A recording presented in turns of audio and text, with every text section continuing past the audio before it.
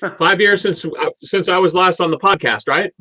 Yeah. Well, it was, I believe, I looked at it, was October 2014 would have been, and that would have been episode 35 of the Just Japan podcast. And now when I came here to Beijing, I pretty much stopped doing the podcast up until recently. And this will be episode 197. 197? Yeah, yeah. All right. Congratulations. Yeah. Almost yeah. We're coming up on the big 200 soon. But yeah, no, I started doing it, cut the bug again. I've been podcasting, but I started like an education podcast, like a very kind of professional development oriented one for teachers. Mm-hmm. Yeah, very different market. Right. So yeah. Well, so that's been keeping you busy then. Yeah. And you know, life keeps you busy. But well, yeah. You've got, how many kids do you have? Two. Yeah, got two. Yeah. So that keeps you busy, and they go to your school, I take it, right?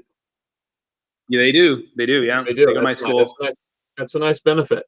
My youngest son goes to my university now. He's a freshman. Oh, is he really? Wow.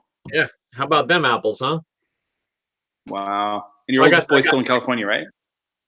My oldest one is still in California. He's going to junior college there, and then he'll transfer to a 4-year, it looks like. Yeah. So I can see the light at the end of the tunnel for like the support, you know. Nice. But it's getting the biggest at the end, you know. So but it's all good. It's all good because YouTube is doing well right now. Nice. I had my best year in 2018. Oh, so excellent. Cool. I'm really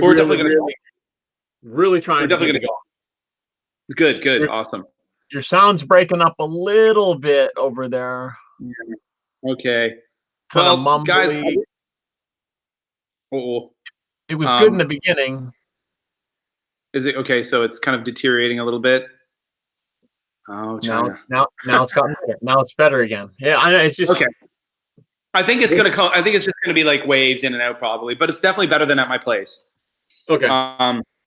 Okay, guys. So it's episode 197 of the Just Japan podcast, and it's been too long, but we've got a returning guest on the podcast, Mr. Eric Sir 6. Eric, welcome back to the podcast.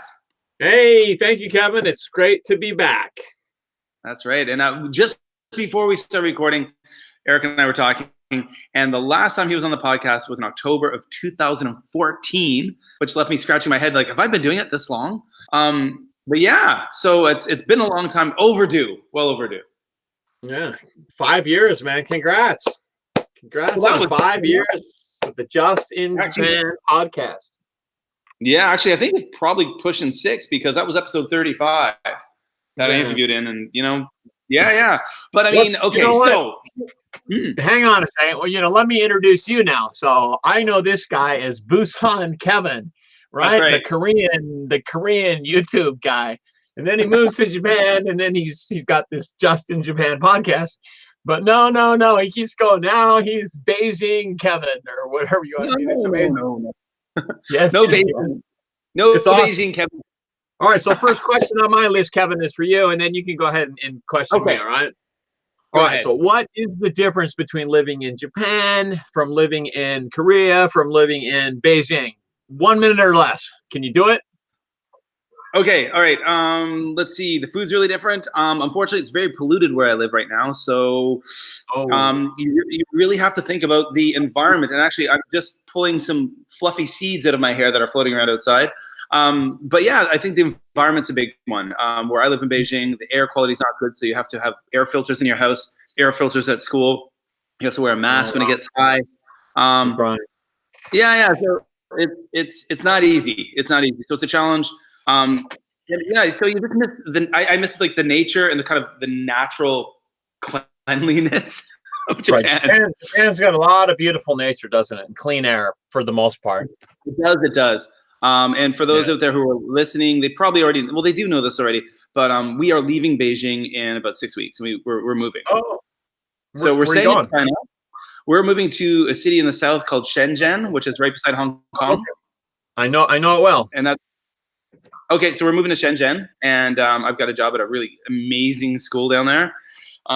That's really kind of, we've leveled up the career to the kind of like the max thing. So yeah.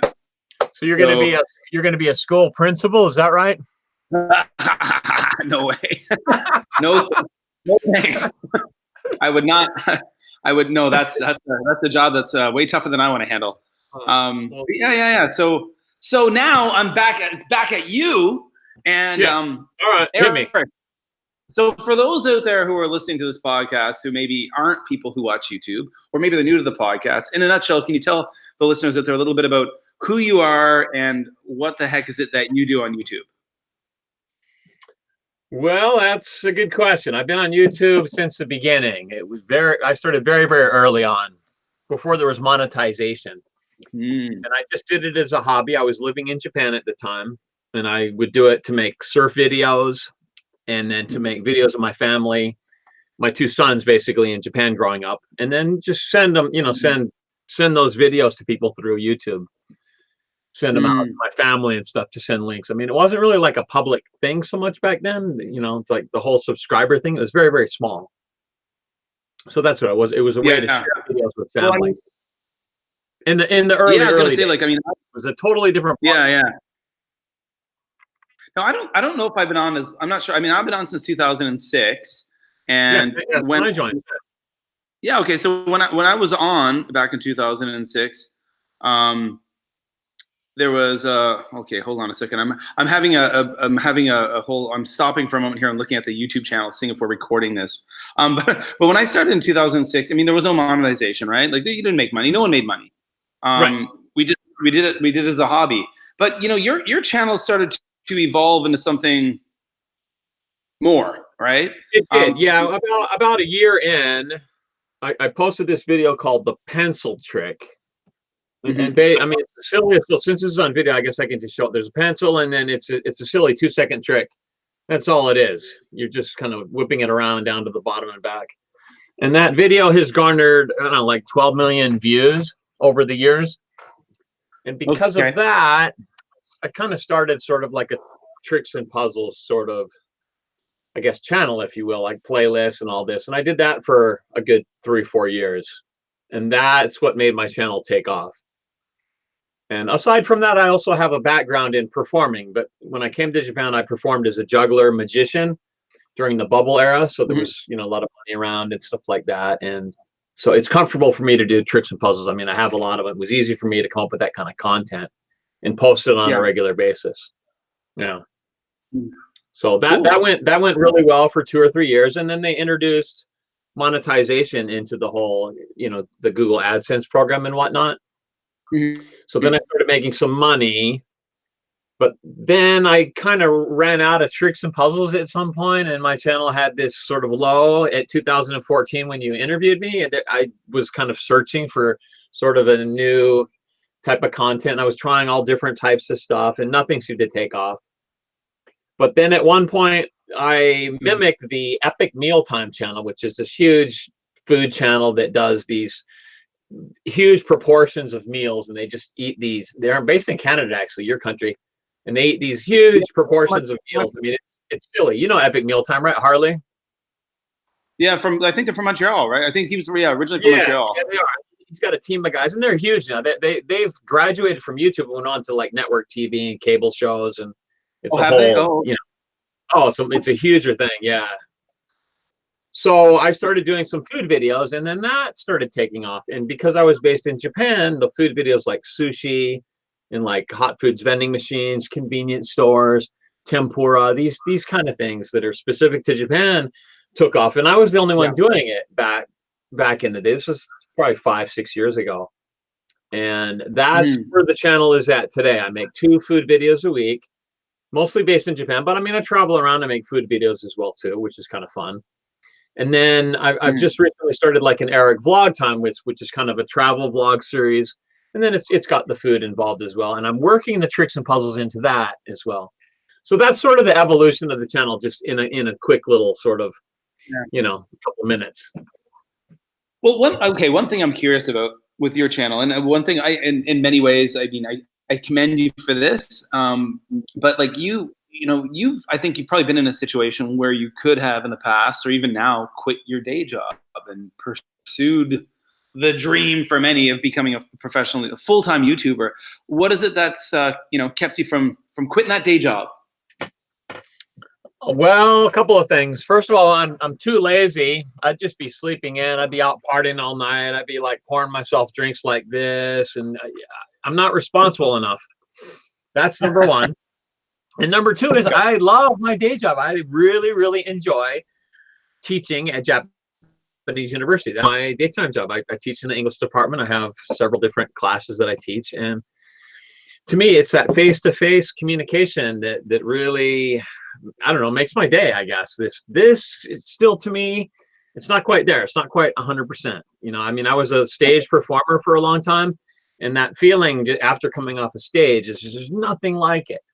And that's what being in a classroom is like too, as I'm sure you're familiar with it. Sometimes after you have like a great class, that feeling when you come out of that classroom is just like, I mean, there's nothing that compares to that. No amount of views on any YouTube video will ever like compare to that.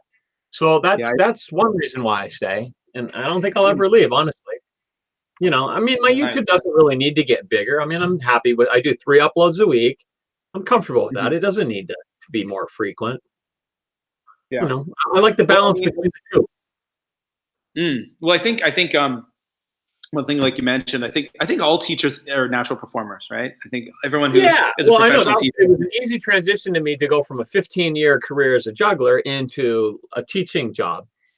And university is pretty sweet because, I mean, I get 5 months off a year. 5 months off a year paid holidays. So it's not like it's a full-time job, really, if and I'm getting national holidays also in Japan. So really, I'm only in the classroom 6 months out of the year. It's pretty, so I can get you a gig. You should come over after you're done with your Shenzhen deal. Well, I mean, to be honest, we do. I would love to end up in Japan. That's for sure. There's no secret about that. You're welcome back anytime, man. Yeah, I would love. You look healthy. You look really good. You look happy. You don't look stressed like. Are you running? Are you extra? What are you doing? Because I know you used to do marathons, and you had that running. You had a running podcast. Yeah, I did for a while. Right, that was pretty cool. I mean, Running in Japan, there was I think it's called Running in Japan. Running in Japan. Yeah, something like that. That was great. Yeah, and that inspired me to do like an annual marathon in Japan, and I'm still doing I just signed up for my 7th annual. So every year. I think probably the only time we've met in person would have been the weekend that I came up to Tokyo in 2010 to run the Tokyo Marathon, and there happened to be at the Google headquarters. We met at the YouTube space.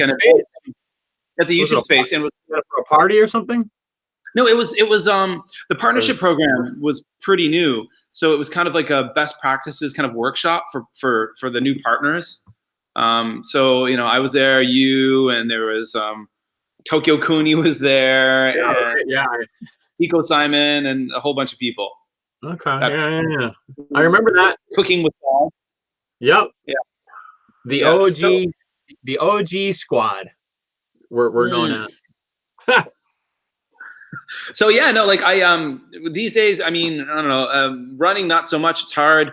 Like today the air is good, but on other days there's 2 or 3 days in a row where even students couldn't go outside for recess because of the air quality. Yeah, I know what you're talking about.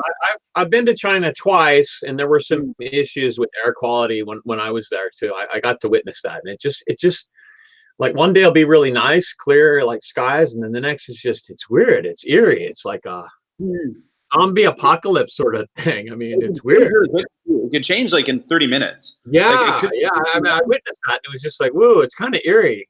Yeah. Just waiting for the zombies to jump out. But luckily, where we're moving, the air is much cleaner. It's right by Hong Kong. Much better environment. Yeah, Shanghai. The south is much better. Yeah. So looking forward to that. Okay, so for those out there who check out your channel, they'll see that you spend a lot of time. You spend a lot of time traveling around, but you're not just in Japan. You spend a lot of time in America as well. And you've got a son who's in university in Japan. You got a son who's in school in America. Can you tell us a little bit about the kind of international makeup of your family and why you're bouncing back and forth between the two places? Well, I mean, it's because my family's in America, of course, my father and my two sisters, and then my wife's Japanese, so she's in Japan with my youngest son here. So that's what I do. I'm making a balance between the two right now, going back and forth. And here's the kicker: my father just had his 92nd birthday. I was there for his birthday party in March last month. So, yeah, and he's healthy. He's doing well. He drives to the sports club 3 times a week. Goes to the gym. And then he does his own grocery shopping. He's, just like, because mom passed away several years ago. And then my younger son is living with him and sort of looks after him a little bit, just in case he takes the fall or whatever. Yeah. So, that's what's going on. But cool. And here's the other thing. I'm going to VidCon. So. Oh, you really? VidCon, yeah. I just last night I just booked my tickets, and I'm going to do the industry pass thing, the one, the business. It's expensive, but I figure, I'll make some connections or whatnot. And I haven't been to it once, which is like the first or second year when it was tiny. And now it's at Anaheim Convention Center, and it's, 25,000 people. It's pretty crazy. Movers and shakers sort of thing. It's, there's this huge sort of, coming together between like traditional media, right? TV and online video. And I think it's the place to be. There's a lot of movement, and there's a lot of money going into like internet advertising. And I mean, look what Amazon's doing, right? And Netflix and stuff. It's incredible. So I kind of want to I want to be connected to that in some way, but I don't live in LA, but VidCon, that's the thing. It's 3 full days, and you can go to seminars and meet people and learn all about it. So anyway, I'm doing that. Nice. I'm gonna miss 2 days of work. I'm gonna miss 2 days of work. University. I'll have to make up classes, but I've only missed 1 day in 11 years of my job. So I think I can afford to take a couple days off. Yeah. My dad's gonna be very sick suddenly in the hospital, and he's gonna have a surgery. Yeah, and scheduled for exactly the time during the VidCon conference. So funny how things work out like that. There's a lot of coincidence in life, right? You got to do what you got to do, right? You got to do what you got to do. Yeah. Well, that's cool, man. Like, that's awesome. You're going to be going to VidCon. I've always wanted to go to VidCon, and someday maybe I will if I ever get back into YouTube. So I guess I sent you some talking points. You've already answered like one thing I was going to ask, and you've already answered that. Are you going to continue with this YouTube thing? Well, it sounds like you're coming off your most successful year. So obviously you're not going to stop anytime soon. To be honest, I'm enjoying YouTube more than I ever have before. And I mean, because I feel really organized. The platform has graduated to this sort of thing where you can schedule your videos in advance. I could potentially schedule out videos, 100 years into the future if I wanted to. I could make a video, and schedule them for every year after I died. I mean, that's how incredible it is. I can transfer my account to my son. When I pass away, it'll become his account. It's just there. It's going to continue for generations and generations. That's the way it's set up. That's what the medium is becoming. It's blowing away TV. It's blowing TV out of the water. In fact, all the TV, like programs and stuff are coming onto YouTube. All the late night stuff, they're putting all the stuff on YouTube.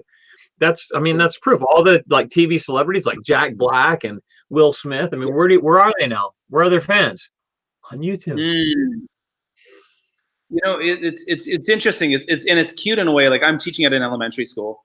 It's an international school, so I've got kids from all over the world. And I mean, like, my YouTube was never what your YouTube was. I mean, we started maybe around the same time, and once upon a time, and early in the Japan days when that term J-vlog, people were throwing that around. I was, I guess, kind of doing well doing that. But in years I haven't put a lot of energy into YouTube. But it's really cute. Like, even at this school, like, not long ago, some little girl from Saudi Arabia came up to me in grade 4, and she's like, "Mr. O'Shea, you have a YouTube channel." And I was like, "Yes, I do." And she was like, "I know." And I was like, "Why?" And she was just like, "My father watches all of your videos." And I was like, "Oh, well, that's cool. There you go." Your father. Wow, that's a compliment. Wow. Yeah. Yeah. It's really precious when somebody comes up to you and they make that connection with you. That's they watch your videos or whatnot. That's huge because that's like, in person sort of thing. And that happens to me. It happens to me fairly often when, I mean, especially when I go abroad, it happens in public places and whatnot. Traveling, it happens pretty often. It happened once. Really? Nice. It happened once in the LAX airport in the toilet. And I'm at the urinal and I'm like taking a whiz, and the guy right over here, he's a big, huge guy. He goes, "Hey, you're Eric Surf 6," right in the middle of my whiz. That was the weirdest thing. But it was all love. I mean, it was so weird. And suddenly you get a shy kidneys. I was shocked. It was like, oh my God, this guy coming on to me, and he's like, "You're Eric Surf 6." And I was like, whew, okay. Yeah, so it happens. Yeah. It's being, I guess, like, the internet's a real thing that, you know what, I mean, I don't really call myself like a celebrity, but I mean, I get recognized places. And then when it happens in front of people that I'm with, they're blown away even more than I am.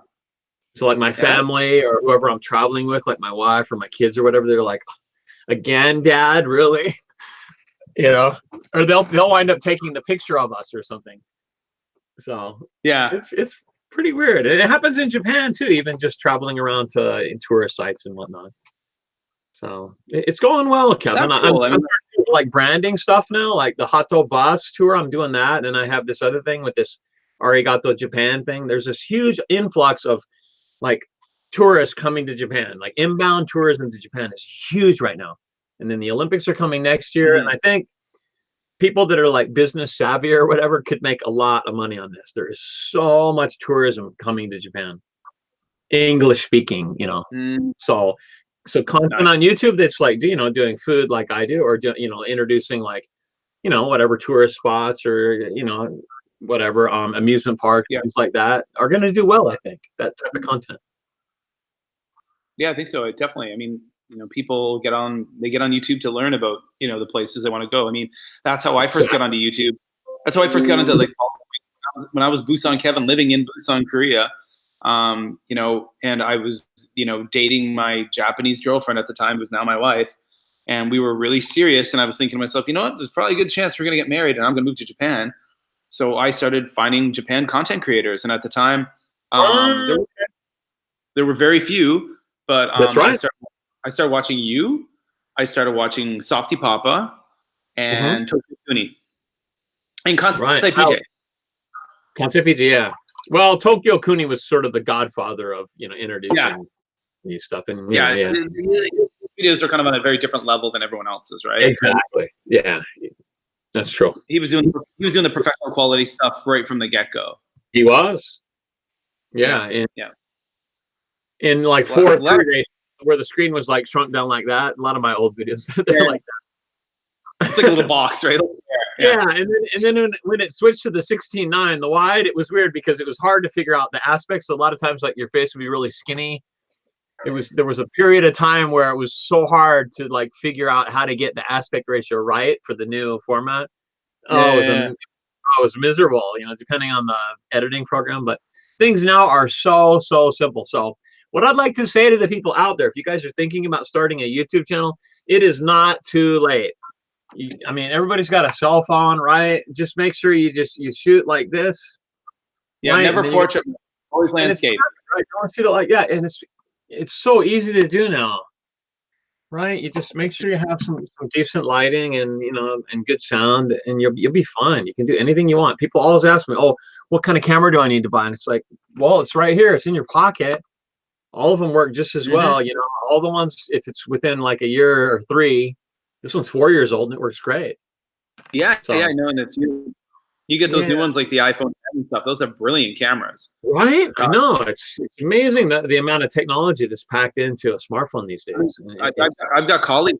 Yeah. I've got colleagues who have iPhone 10s, and they'll put pictures on Facebook, and I'll think it looks like they use a DSLR camera. DSLR, yeah. And then there's the capability to do like live videos now. Yeah. Right? It's like, I've only done one. It's not really my style. I like to do edited content, but that works really good too. And then you've got like commenting that's happening like as your video's live. So there's, you know, technology's amazing. It's pretty cool, man. Yeah. I'm curious with regards to YouTube. I don't want to keep you much longer, but a couple more questions. Who do you watch on YouTube? And obviously, I'm not talking about like Japan related stuff. I'm just like, who do you watch? Yeah, mostly Kevin. To be honest, I don't have a television. Yeah, I haven't had a TV for several years. I'll watch a little bit, like if I go to a hotel or something like that, right? That's my kind of time for it. But channels are mostly news stuff. So I like SXE Philip DeFranco. He's really like evolved over. He was really dorky when he first came out, but I like his stuff a lot now. It's really sort of, it's non-biased, I think, you know, the way he presents stuff. So I like it. And he does like a fair amount of sort of like YouTube news mixed in with sort of the, whatever the, you know, the news cycle has as well too. So yeah, I like his stuff. I watch a lot of his videos. And then there's the Young Turks, which is, you know, they're putting out a lot of stuff, but I mean, I watch it because I mean, I'm not watching mainstream media. That's what I'm trying to say. But yeah, so you get, you know, their sort of input, and then I'm watching both of them. I'm subscribed to both of them. I don't watch mainstream media. I mean, I'm American, is because everything's become so political these days. It's like I'm just so disinterested. It's just like I don't need, and whatever, all the gossip and all the nonsense is going on. It's vicious. I mean, if you're gonna do something like that, why don't you just like watch conspiracy video stuff? I mean, that's more interesting. Go down a rabbit hole. That is way more fun than like watching these people just go back at each other, back and forth. And that's what TV has become, and it's sad. You know, I mean, there's a lot of good TV shows and stuff like Netflix and whatnot like that, and that's cool. I understand that. Sometimes I'll binge watch some stuff when I'm on holidays, but for the most part, I mean, I'm pretty busy, and I love my YouTube stuff, and I'm trying to, you know, communicate with my subscribers and in my comments and all that. So I don't really spend much time watching too many people, you know. Cool. Yeah, I mean, occasionally I watch like silly stuff, like if I'm really just brain dead and I've had too much to drink and I've had a long day, you know, watch the Nelk Brothers, you know, watch prank videos or something silly like that. And sometimes that inspires me to do something silly on my channel. You know, keeps me young, I suppose. Yeah. I like the light sort of fluff comedy. Stephen Colbert, I'll watch his stuff once in a while, you know. You ever? I like Rhett and Link. You ever watch Rhett and Link? I love watching the meat pots. I don't like them for some reason. They rub me the wrong way. I know some, but a lot of people really like them. But hit and miss for me. Yeah. not a long-term fan. But yeah, I mean, occasionally. Yeah. I think one person I mentioned when I sent you some talking points there, I would love for you, like, here's a wish for me in the future for you to reach out to. I don't know if you've checked out the Food Ranger. He's impressive. He's a Canadian guy living in southern China, and he's done some pretty amazing stuff on his channel. Yeah, he's amazing. Him and Mark Wiens are the two leaders in Asia for food videos. Yeah, those two guys. Yeah, I would love to. I've reached out to Mark Wiens before, but not Food Ranger yet. I would love to. Yeah, I mean, but you know, he's got a baby now, right? This Food Ranger? Oh, does he? I think so. I haven't watched his videos in a little while. His wife's I mean, he's a newlywed and stuff, but well, his wife and him were like they're the production team, right? Yeah, but both of those guys are like, they're into the millions of subscribers now. I mean, they're kind of out of my reach. Who knows? Maybe, yeah, but it would never hurt to reach out to them. I mean, you know. Yeah. If Kevin, if you want me to do a collab with the Food Ranger, I'll reach out to him because it'd be good for my channel. Reach out to him. Yeah, because that'd bring a lot of traffic to you. Yeah, it would. Show me the label on that beer. What is that, a knockoff Molson, or is that the real thing? This is actually not a beer. This is not a beer. This is a soda water. Okay. So you're probably safe. I'm in my place of employment right now, so we're drinking. We're drinking fizzy. Yeah, we're drinking fizzy water here. Yeah. I have a question for you about like China goods. I mean, there's like, is it true that there's a lot of like knockoff products that are even sold in like convenience corner stores and stuff like what? Pepsi, Coke, or beer makers and stuff. Is that true? Yeah, it is true. You think there'd be a standard in convenience stores at least, right? I think you're safe if, like, for example, here in Beijing, there's a lot of 7-Elevens, which is a Japanese company, and the 7-Elevens do stock a ton of Japanese food and drinks and stuff, like all the Itoen tea and stuff like that. So if you're going to a 7-Eleven, you're definitely safe. Okay. If you're going to like a kind of a fancy supermarket, but I think it's kind of more when you get out of Beijing and you're getting into the kind of like small supermarkets, countryside shops. that I've watched some videos from Serpensa and I like that's another guy you asked. I love his videos. He's down in Shenzhen where I'm moving. Well, actually, he's now more in the States. But him and his partner in crime, Lawai 76. I'm familiar with him too. Yeah. He made some videos about like the fake beer, the poison beer, like how there's like that's I saw those.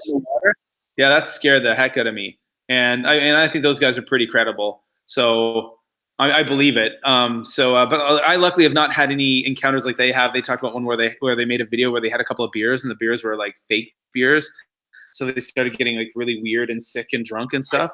I saw that. I was wondering if that was, they were sort of overdoing that a little bit just for dramatic effect. But I mean, we obviously know there's lots of knockoff products in China and that copyright law, it's not respected. There's no repercussions against it, right? Yeah, absolutely. Yeah. There's no problem at all. Even like my Chinese colleagues, the folks I work with who are well educated and stuff, they realize it too. So we went to last time we went to Japan, one colleague asked my wife to pick up some different products for her, when kids get a fever in Japan and they get like that kind of sticker thing. Yeah, right? Like sometimes I forget the English. I know I've been in Japan so long. Drugstores. Yeah. Right, that kind of stuff. Yeah. So stuff from the drugstore, they'll sell those products here in China, and it will have like the same label, the same box. It looks pretty legit, but the people that we work with are just like, we can't trust it. We have no idea if it's real or not. So can you please stuff up? Yeah, right. It's interesting you mentioned that because there's this huge influx of Chinese tourists in Japan too. And you know what? The number one thing that they buy and put into their suitcases, stuff from the drugstore. Buying this goods that they know is legit, and they pack. I've watched them. It flock into drugstores like huge numbers, and they're just filling their suitcases, and then packing it right there, and then going to the airport. Yeah, incredible. Yeah, because they know that what Japan sells is legit. Yes, there was like a really big knockoff goods because if Chinese people are coming to Japan and getting it, right? Oh yeah, and two big things here. A few years back, there was a baby formula scandal where there was like melamine or something. Like there was fake stuff put in, like chemicals put in baby formula, and like hundreds of babies were dying. So at that point, that's when I was still living in Japan. There was like a run on baby formula in Japan. Chinese tourists were coming over and just trying to snatch up all good. Another thing that happened, there's been a fake vaccine scandal that happened in the last couple of years. So I'm teaching at an international school. So my the parents here are very wealthy. So what happens with a lot of the kids in my school, when it's time for their vaccinations, the parents fly to Hong Kong, Korea, or Japan just to get the kids' vaccinations. Wow. I mean, do you think a big city like Beijing would, have a handle on that? They just don't trust it. They're just like, yeah. Even there's some really nice hospitals here, but they're just kind of like, you never know. Yeah, you never know. Yeah, it's just not quite there yet. Pretty wild. But that being said, how are your work conditions? I mean, I can tell you like your job just by looking. You don't have the stress lines on your. These went away. You had these lines in Japan. They're gone. Your camera, maybe it's your camera resolution, your internet connection. No, seriously. Well, I mean, you look good. Thank you. I forgot my hair, by the way. Nice. Life is pretty good. I mean, I can't grow my hair back, but aside from that, no, things are good. I mean, I'm a lot more financially stable than I ever was in Japan. That's huge. Raising a young family. That's. Does your shewife work, or she doesn't need to? Probably, right? My wife actually works here at the school. She's a teaching assistant at so I work at the Canadian International School, and she's a teaching assistant here. So yeah, she works full time here as well. The whole family, it's a family affair. Yeah. Did she have that job? Was that part of the package in the beginning, or did that happen afterwards? No, that was kind of part of the deal. Oh, okay. Yeah. So it's pretty good. So I think. So how's your situation going to change as you move now? Will we move? Oh, I mean, right now, we're. Again, I think less wrinkles because a lot less stress. Like when you're more financially stable, there's a lot less stress, right? when worrying about paying the bill. Yeah, I totally agree. I think that's what helped with when my YouTube took off. I was able to like start hiring, editors and get camera people to help me and different. Yeah, that was huge. Yeah. So when we move, basically, I'm going to be having a massive pay increase. So it's only going to get better. Okay. Yeah. And I'll be living right beside. Do they take care of your moving expenses and stuff like that as well too? They do. Yeah. They hired in Japan. And you'd have to like cover that yourself in most cases. Absolutely. I think. That's no. It's going to be a shipping company that will move all of our stuff, and once we get down there, we'll have agents who will help us find our apartment near the school, and we'll rent a place. The school pays for our apartment. That's pretty sweet. Yeah. So it's an international school. Are you allowed to say? Yeah. Well, I'm going to be working at a school called Sheko. Similar to where you're at now, kind of type of thing, right? Yeah. So it's most of the children are foreign children. Like for example, where I'm working right now, we're in the embassy district, so a lot of children of diplomats are at school here. A lot of kids who we've got a lot of kids from Saudi Arabia because of the big oil company Aramco. They've got offices here. We've got the foreigners who come here working for big corporations. Yeah. We have a lot of students from the Middle East at my university as well too. That the government spends an incredible amount of money on educating, Saudi college students. Yeah. Saudi Arabia, UAE.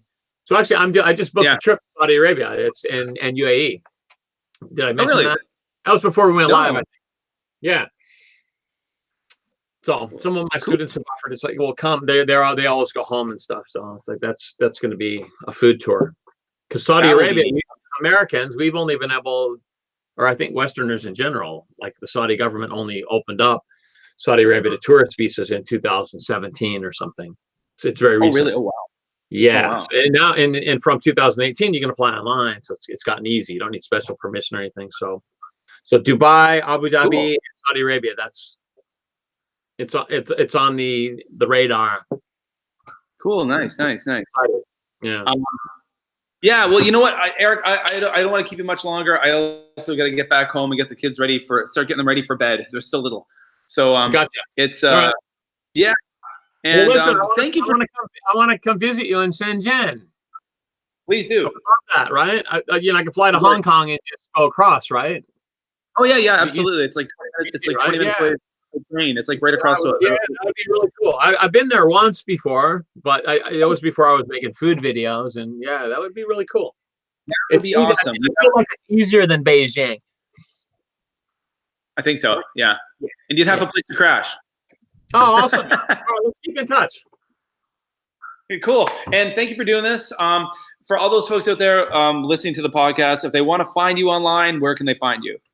Eric Surf 6, ERICSURF, and the number 6, like that, all across social media.